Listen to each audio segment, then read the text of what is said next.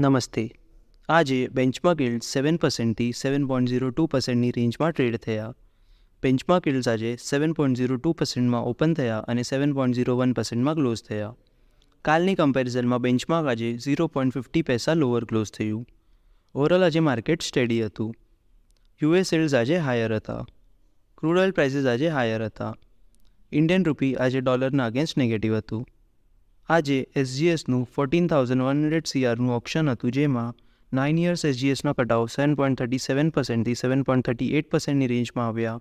10 years એસજીએસના cutoff 7.35%થી 7.39%ની રેન્જમાં આવ્યા.